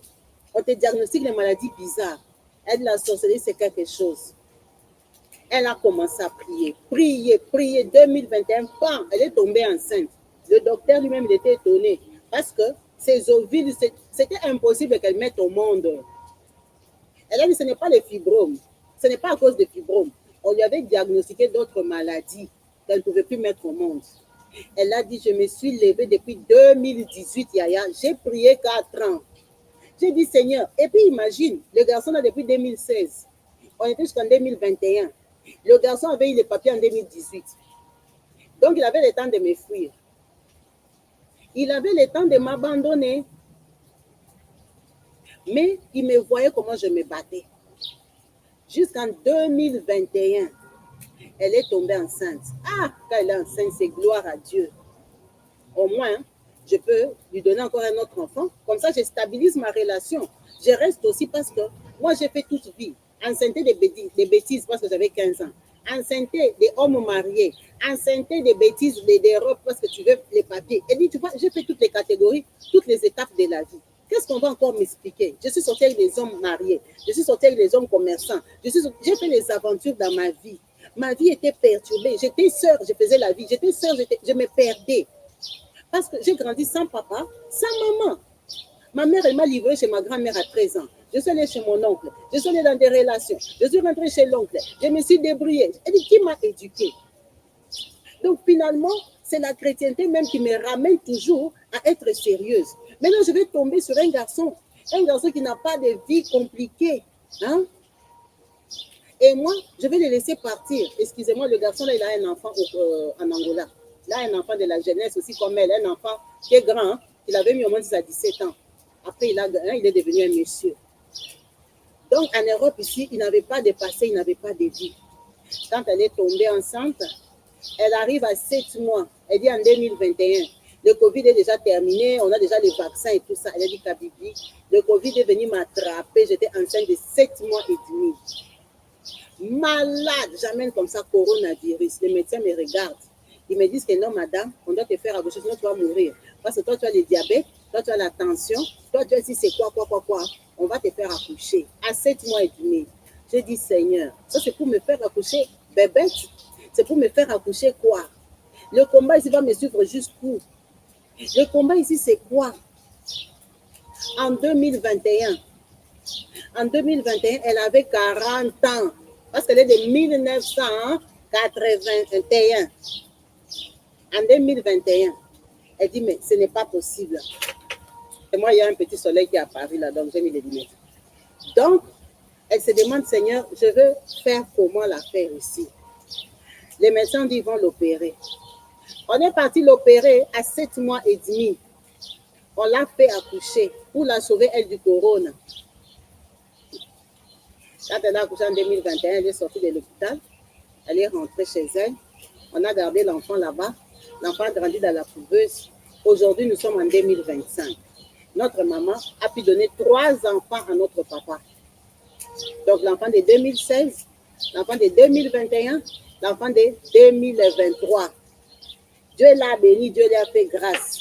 Elle a construit sa famille. Elle a dit, tu vois, quand j'ai accouché l'enfant de 2021, l'enfant était resté à l'hôpital, l'enfant est sorti normal, maman. À la fin, en 2022, mon mari m'a doté. Mon mari m'a mené à la mairie. Mon mari m'a épousé tous les mariages. Aujourd'hui que je te parle, je suis amplement mariée, complètement mariée. Je suis son épouse, non bougine. Dieu nous a donné un autre enfant cadeau. Il nous a rajouté un autre bébé. On a 3 enfants, famille complète. Mes enfants à moi que j'avais mis au monde avant, ils sont déjà grands. Elle a dit, je vis en harmonie avec mon mari. Mon mari, c'est un Africain. Si tu vois tous nos enfants, je te dis, c'est leur papa, tu vas croire. Dieu m'a récompensé. Dieu s'est souvenu de moi que moi, j'ai connu la chrétienté toute seule dans la rue.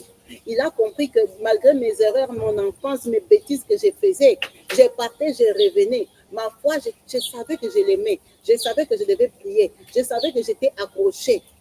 Dieu m'a récompensé. Aujourd'hui, je suis une femme mariée, complète, calme, tranquille dans mon ménage, Kabibi. Je viens de loin. Je viens de toutes les étapes de la vie. J'étais une fille que quand tu regardais ma vie, tu ne pouvais pas penser que dans ma vie aussi, je peux me marier, rester stable comme ça. Aujourd'hui, je suis une femme légitimement mariée, tranquille. Donc, mon mari, aujourd'hui, on a 9 ans de vie parce que je lui ai donné un enfant en 2016. Si on va compter à partir de l'accouchement, c'est 9 ans. Si on va compter à partir de la relation, c'est 2015.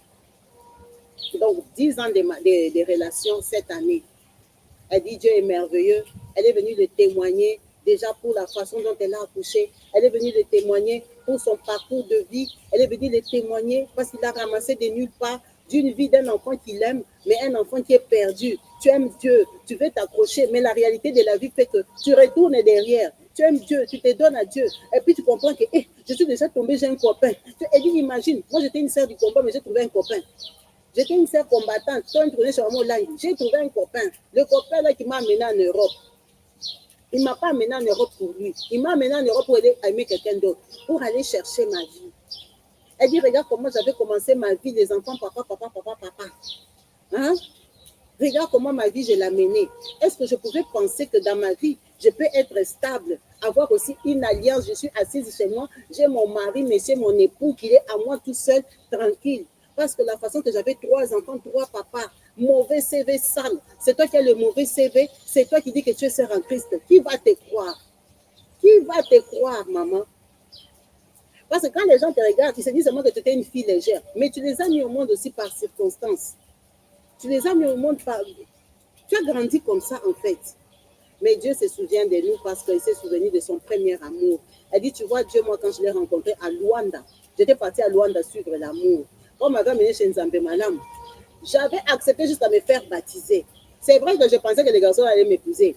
Mais dans mon cœur, j'avais aimé ça. Parce que quand il ne m'a pas épousée, si je n'avais pas aimé Dieu, quand je suis rentrée à Kabinda, je pouvais ne plus aller à l'église. Abandonner parce que j'ai dit, ah, on ne m'avait même pas épousée. Non, j'avais aimé ça.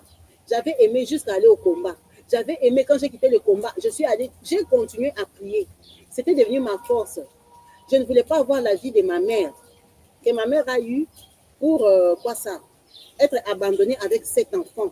Elle dit, tu vois, quand j'ai mis au monde avec les maris congolais et tout ça, je me suis dit, non, non, il faut que je me marie un monsieur de chez nous, un monsieur de ma culture, un monsieur de mon village, un monsieur de chez nous en Angola. Elle dit, Dieu donne nos désirs de cœur. Ce qu'on lui demande, il nous donne. Aujourd'hui, c'est une femme fondée, accomplie. Elle est venue témoigner la grandeur de notre Dieu, qui est tout puissant, qui ne nous juge pas, qui ne nous condamne pas. Le monde peut nous condamner, nous cataloguer, nous appeler comme ils veulent. Mais lui, dans son cœur, du haut du ciel, il sait qui nous sommes. Car ils sont de cœur révérend. Il nous connaît chacun individuellement. Il donne la bénédiction à qui il veut, comme il veut, que vous soyez d'accord ou pas. S'il veut bénir, il bénit. Il a ses enfants, ses élus, ses choisis. Il sait que ça, c'est ton temps. Je te donne, même si le monde est contre toi, moi qui est créateur de toutes choses, je te donne aussi ta paix. Je te donne aussi la vie. Je te donne aussi le désir de ton cœur. En tout cas, merci beaucoup, maman, pour ton partage. Merci beaucoup pour cette grande évangélisation qui nous donne toujours la force de croire et de savoir qu'on peut avoir des faiblesses, on peut tomber dans la vie, on peut faire des erreurs, on peut mal commencer notre vie, que ça ne nous condamne pas, parce que c'est lui qui condamne, c'est lui qui a les derniers mots. Si Dieu ne t'a pas condamné, ne suis pas les condamnations des voisins, de tes grands frères, de tes grandes sœurs, de tes parents, des gens qui t'ont connu, des gens de ton école, des gens de ton travail, qui t'ont pointé, qui t'ont catalogué, que toi c'est fini, toi tu es pute, toi qui va te ramasser, tu as même le sida, toi-même comme tu es connu là, toi là on te connaissait avec le papa là, avec l'autre papa, avec tel ministre, ça c'est leur problème. Ça, hein, c'est leur problème. Ne mets pas ça dans ta tête. Toi, regarde à celui qui donne toutes choses. C'est lui qui pourvoit toutes choses à qui il veut. Il se souvient de ses enfants car ils sont de nos cœurs. Il connaît qui nous sommes. Il connaît comment on le porte. Il connaît les sacrifices que nous sommes prêts à faire pour lui. Il connaît. C'est lui qui choisit. C'est lui qui a le dernier mot. Elle voulait partager ça pour encourager une femme. Ne te condamne pas. Que ta vie ne te mente pas. Elle a dit, elle a eu 3 enfants, 3 papas. Elle dit, quand je te raconte mon histoire, toi, tu ne vois pas que j'étais comme bête. Toi-même, tu ne vois pas que mon histoire, comme je l'ai commencé, ça n'a pas d'issue normale. Ça n'a pas de stabilité. Ça montre même que je ne suis pas intelligente. Ça montre comme si j'accouche seulement pour accoucher. Elle a dit, quelqu'un comme moi, qui peut vraiment me prendre, me mettre dans sa maison, me mettre l'alliance. Elle dit, est-ce qu'en Europe, ici, ramasser une femme qui a 3 enfants, même pas 3 enfants d'un seul couple, 3 enfants différents, âges différents, nationalités différentes, villages différents. Tu crois que c'est facile? Quelqu'un qui commence sa vie propre. Pour le garçon, les gens les critiquaient. Qu'est-ce que tu as à faire avec cette fille-là qui a beaucoup d'enfants comme ça? Une fille qui a déjà mis au monde partout. Une fille comme ça. Combien de gens l'ont découragé? Tu arrives, tu attrapes le garçon. Tu mets au monde un 4e. Maman, le ventre fouille. Le garçon a patienté de 2016 à 2021. Il avait toutes les raisons pour poudrer. Il n'était pas marié. Il habitait chez elle. C'est pour ça que aussi, moi j'en profite pour dire, ça ce n'est pas elle qui dit, c'est moi qui dis, ne jugeons pas vite. Vous savez, nous sommes là, on pense toujours qu'il y a des gens qui sont là pour les profits. Il y a des gens qui sont là pour profiter de nos papiers, de nos... Je ne sais plus c'était à quelle maman que je disais ça. Je ne sais plus vraiment, je me rappelle plus. C'était à une maman que je disais ça.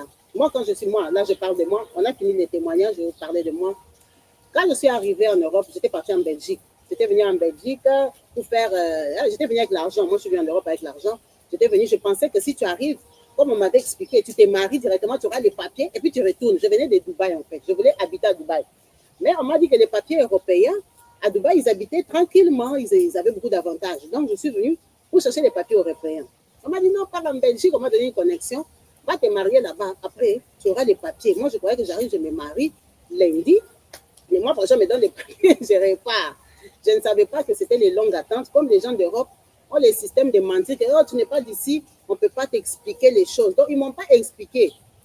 Quand j'arrive, je comprends que ça devient longuement, ce n'est même pas les mariages, l'histoire est devenue compliquée. Ah. Donc, je viens tomber sur un garçon. Les garçons, là, on se connaît, les parents, de tout ça. Donc, garçon, vraiment, on se connaît depuis qu'on est petit. Ah, quand je tombe sur lui, lui aussi, il est célibataire. Moi aussi, je suis célibataire. Je viens d'arriver. Je pars chez eux et tout et tout. Bon, moi, je suis contente. Je crois que, bon, on va se marier. Maintenant, moi, je ne savais pas qu'en Europe, les gens se mariaient pour les papiers, pour intérêt. Enfin, je ne pouvais pas penser que quelqu'un peut te limiter aux papiers. Les garçons, c'était un Belge. Chez eux, tous c'était des Belges. Ils sont venus en Europe depuis. Ils ont quitté le Congo, vraiment, je crois, en 90 même. Mais on s'est connus quand on était petits. Les garçons, là, on commence à se fréquenter comme ça. C'était un frère et tout ça. Pas de piétinement, rien du tout. Donc, on arrive à un moment, moi, je lui dis, bon, moi, je n'ai pas les papiers. Regarde les types là même à qui j'ai donné mon argent, 5 000 euros et tout. Ils me tournent en bourrique. Finalement, ce n'est plus le mariage, c'est prendre la place de quelqu'un et tout ça. Vous voyez un peu les choses compliquées. Je dis, mais pourquoi on ne se marie pas avec toi? Il m'a dit, cache, hein, oh, mais moi, je suis belge. Si je me marie avec toi, peut-être quand tu auras les papiers, tu vas me fuir. Vous savez que c'est lui qui m'avait informé que les gens fouillaient. Je dis, je vais te fuir. Il me dit, oui, mais moi, je ne peux pas te donner les papiers comme ça et tout. Ok, toi, tu ne peux pas me donner les papiers comme ça. Donner les papiers, c'est quoi? Oh, mais moi, je suis belge, si je t'épouse, tu auras les papiers et tout. Je dis, mais non, toi, tu ne veux pas que j'ai les papiers. Oh, si, mais c'est pour que je sache que tu m'aimes vraiment, il fallait que tu aies tes papiers. Et puis, je vous dis la vérité, j'étais scandalisée. J'ai dit, donc, toi, tu me pèses au papier. Pendant que moi, j'étais contente, je me disais, c'est quelqu'un de chez nous, les parents se connaissent, donc vraiment, ça sera la fierté et tout. Donc, ça m'avait dépassé la réponse là. J'ai dit, oui. Donc, s'il me donne les papiers, maintenant, ça fait. En fait, je n'avais pas compris que quelqu'un peut douter de tes sentiments à cause des papiers. En fait, la personne, en fait, moi, je venais d'arriver en Europe. Je ne comprenais pas que les papiers, c'est quoi, en fait? Si quelqu'un, tu lui donnes les papiers, maintenant, ça fait quoi? J'ai dit, hé, donc, lui, ne peut pas me donner les papiers. Donc, s'il me marie et que j'ai les papiers, ça dérange quoi? Oh, donc, si j'ai les papiers, pourquoi je vais fuir? Mais si je ne l'aime pas, je dois dire maintenant que je ne l'aime pas, non? Parce que je ne comprenais pas qu'on peut te juger pour des papiers. Franchement, je vous dis, là, vos points, vous qui avez les papiers, qui pensez qu'on vous aime seulement pour les papiers, trompez-vous. Parce que moi, personnellement, moi-même, en fait, je ne pensais même pas à ça. Moi, j'étais contente de la rencontre, de la qualité de la famille, de la personne. Je me disais, mais ça serait un bon mari, ici je serais tranquille, ici je serais stable, ici vraiment. Donc, je me projetais. Je ne pouvais pas penser que dans sa tête, hein, lui, il me pesait au papier. Ça m'avait tellement scandalisé que quand moi j'ai quitté Bruxelles, parce que j'avais répété d'attendre la procédure pour laquelle j'avais payé, j'ai dit, je ne vais pas me chercher en France. Quand je suis venue en France, moi, dans mon cœur, j'avais dit, je ne vais jamais aimer un homme pour les papiers. Jamais déjà. Si je ne t'aime pas, je ne vais pas t'aimer. Donc, en fait, pourquoi je vais t'aimer pour les papiers? Parce qu'après les papiers, je fais quoi? Donc, j'abîme mon CV, j'abîme ma réputation, ma vie. Donc, toi, tu vas me piétiner pour des papiers. Donc, en fait, ça m'est dépassé. Ça m'est dépassé que quelqu'un me limite à des pauvres papiers. Quand je viens en France, j'ai fait 2 ans. J'ai eu mes propres papiers. Et ce qui m'a encore scandalisé, qui m'a relancé, non, j'ai failli envie de vomir. Donc, c'est lui qui m'a expliqué l'Europe, c'est quoi? Que l'Europe, c'est l'intérêt. L'Europe, c'est donnant. L'Europe, c'est l'argent. J'ai dit, ben non. Toi, tu ne peux pas m'approcher. Toi, tu m'appelles pour me raconter quoi? Tu m'appelles pour me dire quoi? Parce que comme on était des familles, on se connaissait. Moi, j'appelais chez eux, je causais avec ses parents, sa maman, ses frères et sœurs et tout ça. Quand j'ai eu mes papiers, j'ai des papiers en Europe, en France. Maintenant, il s'est permis de me relancer que, oh, maintenant, tu as tes papiers. Je dis, mais toi, tu es fou. Moi, je vais me mettre avec un homme qui ne peut pas me venir au secours, un homme qui ne peut pas me venir en danger, un homme qui ne peut pas me subvenir. Donc, toi, tu ne peux rien faire pour moi dans la vie. Et moi, mais toi, tu as la maladie. Moi, je dis, moi, Sikananga, loin. Toi, tu es malade. Toi, moi, j'étais en faiblesse. Tu ne peux pas m'assister. Tu ne peux pas m'aider à avancer dans la vie. Et moi, je viendrai t'aimer maintenant. L'amour, là, c'est pourquoi. Le mariage, c'est pourquoi. Le mariage, c'est quand vous êtes bien, c'est bien. Quand ça ne va pas, vous vous soutenez. Maintenant, toi, moi, je n'avais pas de papiers. Tu croyais que tu allais me donner le ciel et la terre. Pendant qu'il y a des gens qui ont les papiers, ils sont hyper pauvres ici en Europe. Avoir les papiers, ça ne veut pas dire que tu as arrangé ma vie. Si tu m'as régularisé dans un pays, arranger ma vie, c'est moi qui dois me battre pour gagner quelque chose de ces papiers-là. Donc, faites très attention. Ne pensez pas que tous les sans-papiers viennent par intérêt. C'est vraiment scandaleux de savoir que la personne te pèse par des papiers. La personne te considère pour des papiers. Donc, comme j'ai mes papiers, tu viens m'aimer parce que j'ai. En fait, tu m'aimes ou tu aimes mes papiers? Tu aimes ma position dans les pays. Alors, va te faire foutre. Sors de ma vie. Donc, toi, tu viens m'aimer parce que je suis régularisée, parce que maintenant, je peux travailler, je peux avoir des cotisations, des aides de l'État, je peux être quelqu'un. C'est pour ça que toi, tu viens m'aimer. En fait, tu ne m'aimes pas. Tu aimes ma position. Donc, faites très attention. Faites vraiment attention. Ne pensez pas que toutes les personnes qui n'ont pas de papiers sont mal intentionnées. Vous avez vu la maman ici. Est-ce que ce papa ici cherchait des papiers? Le garçon ne cherchait pas les papiers. Il aimait la femme. La preuve qu'il est resté. Il a eu les papiers en 2018. Pourquoi il n'a pas fui? La fille avait 3 enfants. Pourquoi il n'a pas fui? Il est resté de 2016 à 2021. Il avait les papiers, il travaillait. La fille avait toujours 3 enfants, il lui a donné qu'un. Il a vu comment elle faisait les démarches des hôpitaux et tout, et tout, et tout, et tout. Pourquoi il n'a pas fui? Pourquoi il n'a pas fui? Vous vous trompez, hein? Parfois, il y a des gens, je ne dis pas que tous, il y a aussi beaucoup de gens qui aiment les autres sincèrement. Mais seulement, ils n'ont pas de papiers. Et toi, tu vas croire que parce qu'il n'a pas de papier, il est faux. Non, non, non, non, non. Faites très attention aux réactions. Il faut vraiment prier. Il faut vraiment demander à Dieu la sagesse et de vraiment nous parler si c'est l'homme de ta vie. L'homme de ta vie ou la femme de ta vie peut être sans papier. Mais c'est toi qui rejettes ta destinée parce que tu as bloqué, tu t'es limité au papier. Bon, moi, je me demande, si tu donnes les papiers à quelqu'un, ça fait quoi? Tu donnes les papiers à quelqu'un, ça fait quoi? Tu as perdu quoi? Tu étais venu d'Afrique avec les papiers? Non, tu as trouvé ça ici. Bon, si tu donnes à quelqu'un, ça fait quoi? Quand les Blancs épousent les filles, ils leur donnent les papiers. Ça fait quoi? Quand moi j'avais mes papiers, je me suis marié à un Blanc qui a des papiers. Ça fait quoi? Ça ne me servait à rien en fait.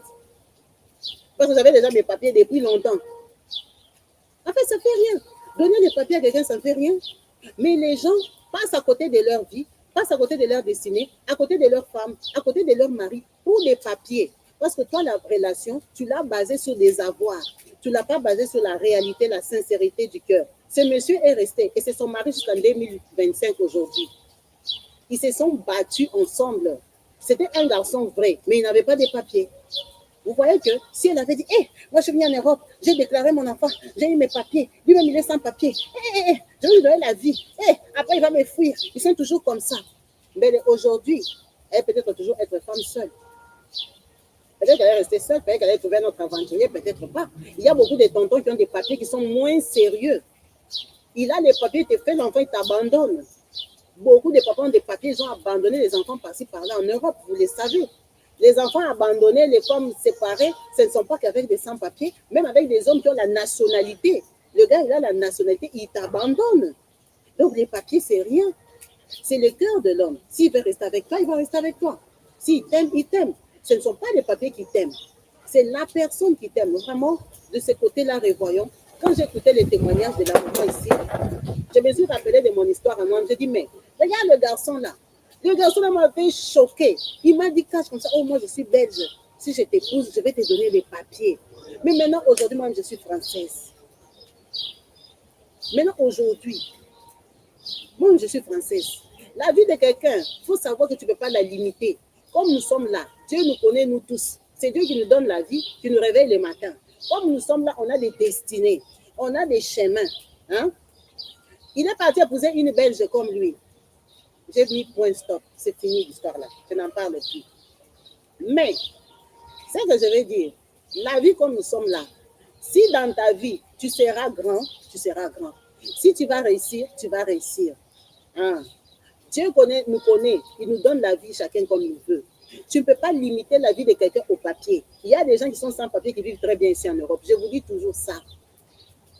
Parce que Dieu aussi les bénit comme ça. Tu ne peux pas bloquer la vie de quelqu'un. Ne pense pas que tes minables papiers que tu vas lui donner là, c'est ça qui va arranger sa vie. Si dans sa vie, il doit être grand, il sera grand avec ou sans toi. Parce que c'est Dieu qui décide qui sera grand, qui sera petit, qui il va bénir et comment il va les bénir. Toi, tu n'es qu'un tremplin. Si tu es un tremplin de bénédiction dans la vie de quelqu'un, c'est beaucoup mieux qu'être un tremplin de malédiction dans la vie d'une autre personne. Faisons très attention.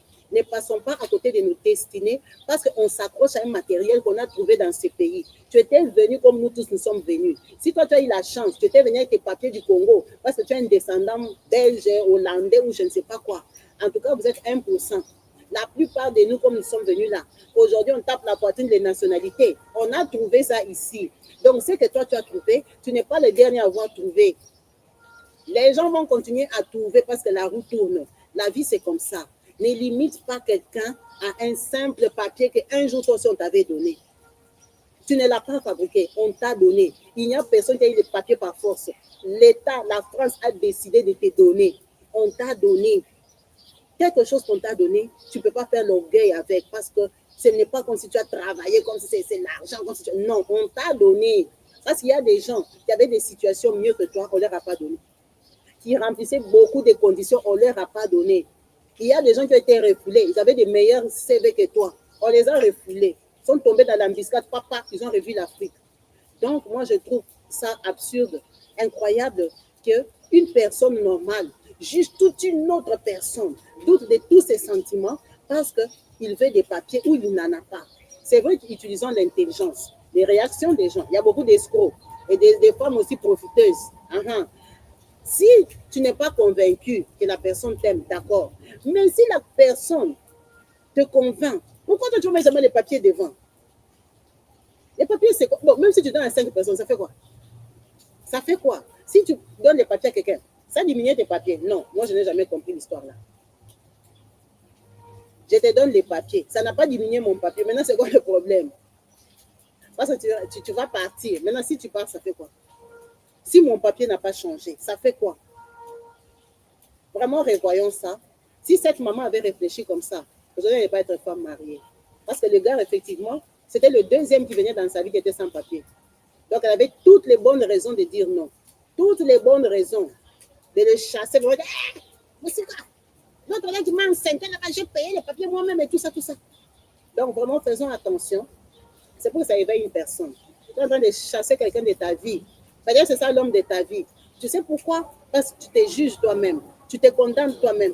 J'ai déjà mis au monde un Kabibi. La personne que j'ai déjà mis au monde beaucoup d'enfants comme ça. Tu es sûr qu'il m'aime. Mais si tu n'es pas sûr qu'il t'aime, pourquoi tu es avec lui? Si tu es avec lui, c'est que tu crois qu'il t'aime. Kabibi, vraiment. J'ai déjà 3 enfants. Tu crois que les garçons ici vraiment m'aiment? Si tu sais qu'on ne t'aime pas, pourquoi tu es avec lui? Il faut le libérer. Mais si tu penses qu'il t'aime et qu'il n'a pas de papiers, donne-lui les papiers. Les papiers, là, tu ne les as pas achetés. On te les avait donnés. S'il a bénéficié, c'est un bienfait au ciel. Tu as donné la vie à quelqu'un. Tu vas réclamer à Dieu que Dieu, tu as donné les papiers à quelqu'un, bénis-moi. C'est tout. Ne vous cassez pas la tête, la vie est facile. La vie est facile, on la conditionne trop parce qu'on met trop le matériel devant. Trop le matériel. En tout cas, merci beaucoup, maman, pour ton partage. Merci pour ton témoignage. Merci pour cet amour sincère que vous vous êtes témoigné l'un de l'autre. Merci vraiment de nous montrer que la parole de Dieu a été active dans ta vie, que Dieu s'est souvenu de toi, malgré tes faiblesses, malgré tes hauts et bas, malgré tout ce qui s'est passé. Tu as gardé la foi, tu as prié, tu as combattu, tu as su qu'il n'y avait que lui qui pouvait intervenir, tu as compris que ta maladie, elle n'était pas normale, que tout ce que les médecins déclaraient comme stérilité, c'était pas ça. Tu as su qu'avec Dieu qui donne la vie, tout est possible. Tu es parti pleurer chez les rédempteurs, notre papa du ciel, notre Dieu qui nous donne la vie en abondance. Il a confondu la médecine, il t'a donné cet enfant-là pour que tu aies la stabilité. Il ne s'est pas arrêté là, il a rajouté encore pour te montrer qu'il est au-dessus de toute condamnation. En tout cas, on te remercie beaucoup. Merci à vous tous. Merci à vous, la team. N'hésitez pas de liker, de partager, de laisser en commentaire des mots d'amour, des encouragements, des bénédictions, des prières pour ceux que, comme ça vous passe à l'esprit, comme ça vous touche. Vraiment, nous sommes là pour nous encourager dans la foi chrétienne. C'est pour ça qu'on fait tous ces témoignages, parce que le témoignage, c'est une évangélisation, c'est la parole de Dieu qu'on met à l'honneur. On le glorifie pour sa grandeur, sa puissance, sa bénédiction, le bien qu'il nous fait quotidiennement, chacun individuellement, tous les jours. Il n'a pas changé, il est le même. Il est ce papa qui nous a choisis, qui nous a mis à part. Merci beaucoup à vous tous. Pour ça, on vous se dit à la prochaine. Peace and love chez vous. Bye.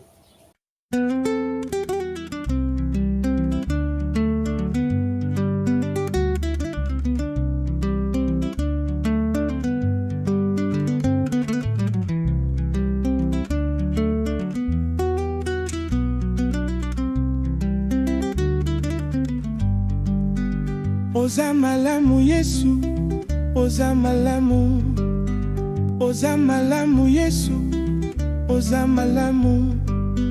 Nakumisi yo Yesu, nakumisi yo, nakumisi yo Yesu, nakumisi yo. Lelo papa nalola, yo nde mokonzi na ngai.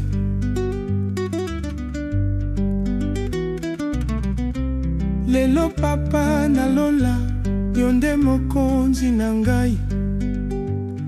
Nalingi yo papa, nalingi yo papa.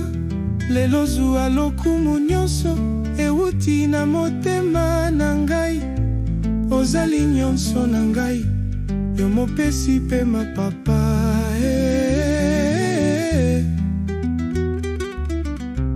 Ozali nyonso na ngai, yo mopesi pema na ngai.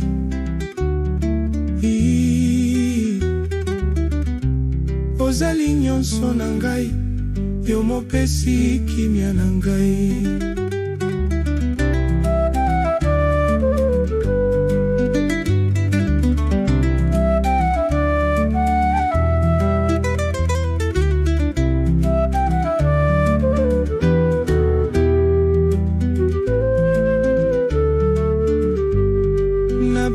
Nani papa, tango yo mopesi na nyonso zali na bomoi. Nalukela wapi papa, tango yo mokolo na nyonso zali na nguya. Nabeleli yo papa na ngai, oyo ayokaka mongongo na ngai. Nabeleli yo nkolo na ngai, oyo ayokaka mongongo na ngai. Oyo ayokaka mongongo na ngai. Nabeleli yo nkolo na ngai, oyo ayokaka mongongo na ngai. Nabeleli yo nkolo na ngai, oyo ayokaka mongongo na ngai. Nabelela nani papa, tango yo mopesi na nyonso zali na bomoi. Nalukela wapi papa, tango yo mokolo na nyonso zali na nguya. Nabeleli yo papa na ngai, oyo ayokaka mongongo na ngai.